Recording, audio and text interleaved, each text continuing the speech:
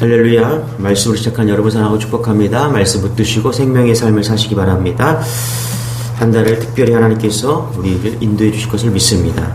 야고보서 1장 1절부터 11절까지 제가 한 절 여러분이 한 절 교독하도록 하겠습니다. 하나님과 주 예수 그리스도의 종 야고보는 흩어져 있는 12지파에게 문안하노라.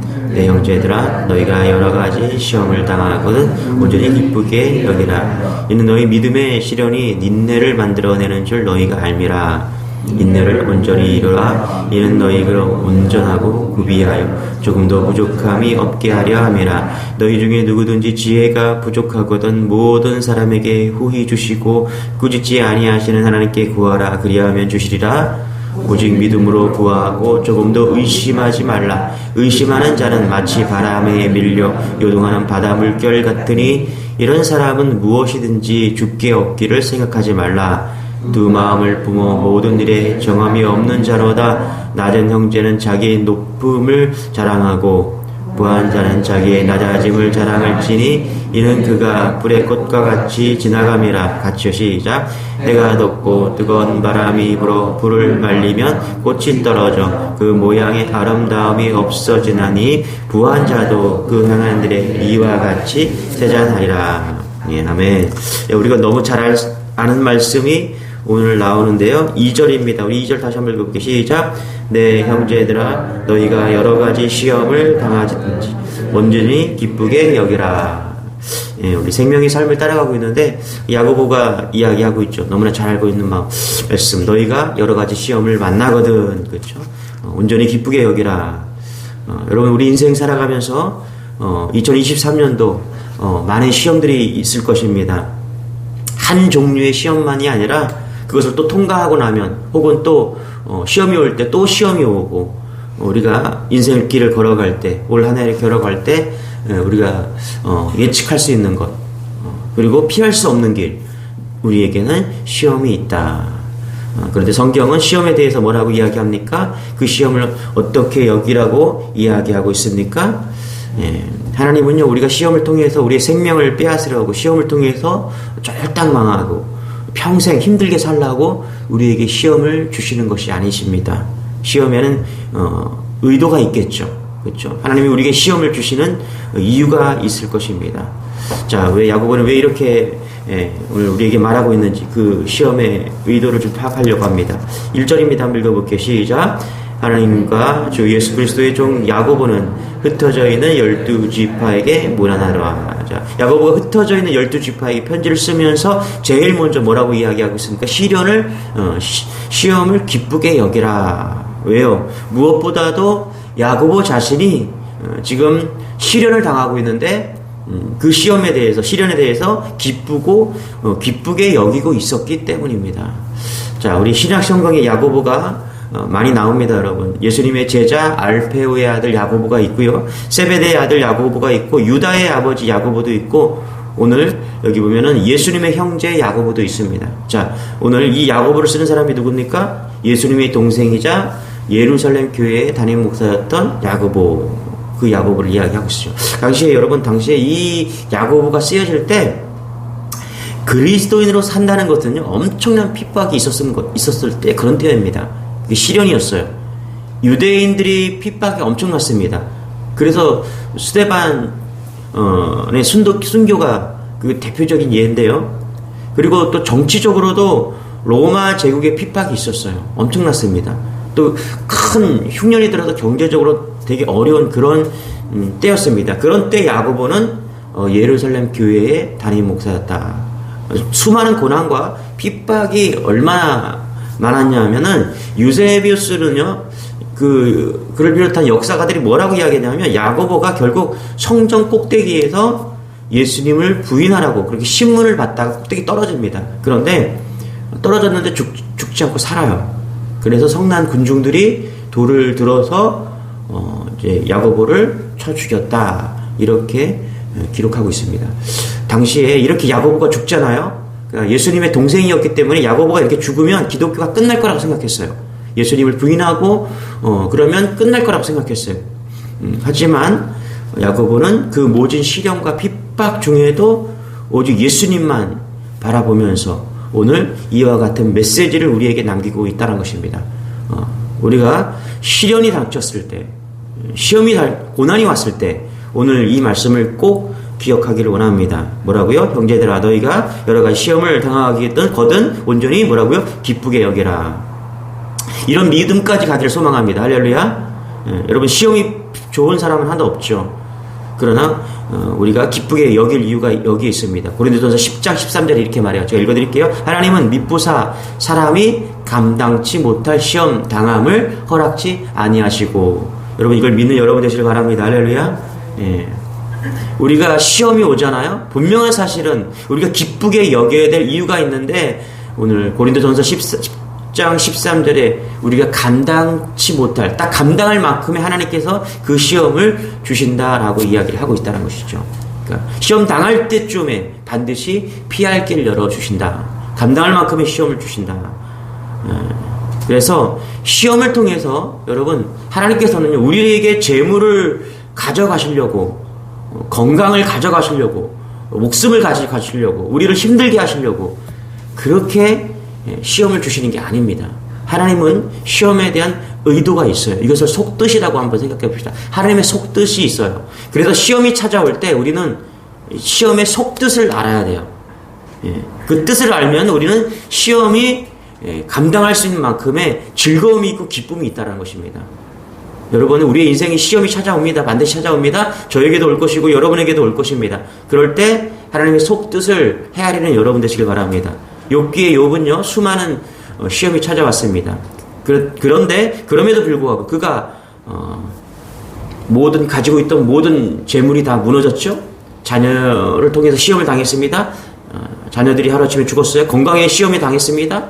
그의 인생에서 다 시험이 찾아왔습니다. 그럼에도 불구하고 그가 쉽게 하나님을 원망하지 않았던 이유는 하나님의 속뜻을 헤아리기 위해 노력했다는 것입니다. 제가 읽어드릴게요. 욥기 1장 21절. 주신 자도 여호와시오 취한 자도 여호와시니 여호와 이름이 찬송을 받으실지니이다. 하나님을 찬양하면서 내게 무슨 의도가 있을 것이다. 하나님의 깊은 뜻이 속뜻을 헤아리기 위해서 노력했다는 것. 아브라함이 아들을 바치라는 시험을 받았죠. 그는 피할 길을 열어놓고 시험하시는 하나님의 속뜻을 믿었어요. 무슨 이유가 있겠지. 그래서 이삭을 하나님께 올려드릴 수 있었다라는 것입니다. 그래서 여러분 우리가 시험에는 반드시 하나님의 의도가 있다는 사실을 놓치지 않는 여러분 되시길 바랍니다. 그리고 그 의도 중에는 그 시험에는 결론이 뭐냐면 하나님께서는 우리에게 기쁨을 주시고 뭐라고요? 또 감당할 만큼의 시험을 주신다라는 거예요. 그래서 시험이 찾아왔다. 이 말씀을 기억하셔야 돼요. 제가 목회를 해보니까 5년 정도 목회 이렇게 이제 개척을 했습니다. 목회는 시련이고 시험의 연속입니다. 이렇게 기도했어요. 하나님, 우리 성도들의 고통과 아픔이 제 기쁨이, 제 고통이 되게 하시고, 우리 성도들의 기쁨과 행복이 저의 행복이 되게 해주세요. 그래서 같이, 주님의 교회가 같이 동고동락하는 그런 살아있는 공동체가 되기를 소망합니다. 그런데 진짜 여러분이 어떤 고난을 만나잖아요. 그게 제 고통이 됩니다. 같이 잠을 못 자는 거예요. 같이 육신이 힘들고. 그래서 여러분의 시험과 고난이 저도 같은 그런 시험과 고난이 됩니다. 또 여러분의 기쁨이 저의 기쁨이 되기도 합니다. 우리 주님이 그렇게 기뻐하시고 그렇게 같이 중보하십니다. 그런데 그런 힘든 중에도 그런 시험과 시련의 고통 중에서도 어떻게 이길 수 있는가? 저는 하나님의 속뜻을 알기 때문에 목회할 수 있다라고 생각합니다. 거기에는 우리 시험에는 우리 시련에는 반드시 하나님의 의도가 있고 그리고 우리에게 감당할 만큼의 시련을 주신다는 그런 믿음 때문입니다. 여러분 이걸 믿는 여러분 되시길 바랍니다. 여러분 식물학자들은요 바람이 세차게 불면요 나뭇가지가 심하게 흔들리는데 그때 나무의 뿌리가 땅속 깊이 내려간다라고 이야기를 합니다. 나무가 평온할 때 성숙하고 온전해지는 것이 아니라 큰 바람이 불고 그렇게 나무 자체가 위협을 느낄 때 그때 뿌리를 깊이 내린다라고 이야기를 하는 거예요. 그러니까 하나님께서는요 모든 자연과 우리에게 놀라운 시련을 통해서 반드시 하나님의 속뜻이 있음을 잊지 않은 여러분 되시길 바랍니다. 시편 119편 71절에 이렇게 말합니다. 다윗이 고백합니다. 고난 당하는 것이 내게 유익이라. 이로 인하여 내가 주의 율례를 배우게 되었나이다. 그렇죠? 자, 다윗이 고백합니다. 뭐라고요? 고난을 당해보니까 하나님의 속뜻을 알게 되었다. 뭐라고요? 내가 주의 율례를 배우게 되었다. 율법을 배우게 되었다. 하나님의 약속을 배우게 되었다라는 거예요. 하나님의 속뜻을 이해하게 되었다라는 것입니다. 여러분, 우리의 인생에는 반드시 하나님의 속뜻이 있습니다. 할렐루야. 기쁘나 즐거우나 시련이, 특별히 시련이 찾아왔을 때 하나님의 속뜻을 헤아리는 여러분 되시길 바랍니다. 그러면 시험도 너끈히 감당하는 것이죠. 시험도 유익이 되고 기쁨이 될 수 있는, 그래서 시험이 와도 웃을 수 있고 감사할 수 있는 것입니다. 이런 신앙이 우리 주님의 교회 모든 성도들에게 2023년도 살아내는 이 신앙을 가지고 살아내는 그런 은혜가 있기를 소망합니다. 3절에 이렇게 얘기합니다. 우리 같이 한번 읽어볼게요. 시작. 이는 너희 믿음의 시련이 인내를 만들어내는 줄 너희가 아니라. 시련이 왔을 때 우리는 인내해야 되겠죠. 근데 어떻게 인내합니까? 하나님의 속뜻을 알기 때문에, 우리는 정답을 알기 때문에 인내할 수 있는 거예요. 여러분, 우리가 뭔가 인내하잖아요. 교회에 가면은 세상 사람들이 그래요. 너희들은 교회 다니는 사람들 술도 안 먹고 담배도 안 피고 무슨 재미로 사냐고. 무슨 재미로 사십니까, 여러분? 그것보다 더 좋은 것이 있기 때문에, 더 좋은 예수님이 있기 때문에 그렇죠. 그것이 숨겨진 비밀입니다. 하나님의 속뜻입니다. 우리는 하나님의 속뜻을 발견한 사람들이에요. 우리가 재미없게 그냥 인내하는 게 아닙니다. 우리는 하나님의 속뜻을 알기 때문에 인내할 수 있는 거예요. 시련이 닥쳤습니다. 무슨 속뜻을 알아요? 이 시련을 통해서 우리를 성장시키고 기쁘게 하시고, 할렐루야, 이 시험을 통해서 나에게 깊은 유익을 준다는 걸 알기 때문에, 그리고 이 시험은 우리가 다 감당할 수 있을 만큼의 시련인 것을 성경이 말씀하고 있기 때문에 우리는 기쁘게 시험을 받아들이는 것입니다. 시험이 기쁜 사람은 없겠죠. 그러나 우리는 그것이 유익이고 성장시킨다는 것을 알기 때문에 받아들이는 것이죠. 4절 같이 한번 읽어볼게요. 어떤 유익을 주는지 같이 시작. 인내를 온전히 이루라. 이는 너희로 온전하고 구비하여 조금도 부족함이 없게 하려 함이라. 아멘. 뭐라고 그래요? 조금도 부족함이 없게 하려 함이라. 제가 말씀을 깊이 좀 읽다가 이렇게 읽었습니다. 2절 제가 읽어볼게요. 내 형제들아, 너희가 여러 가지 시험을 당하거든 온전히 기쁘게 여기라.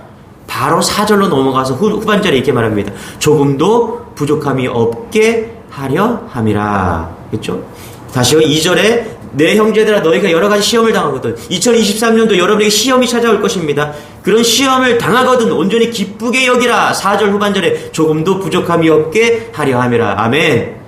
2023년도 시험이 찾아올 겁니다. 그때 기쁘게 여기십시오. 왜 그렇습니까? 조금도 부족함이 없게 하나님께서 그 시험을 통해서 우리에게 응답하시고 이끌어갈 것을 믿는 여러분 되시길 바랍니다.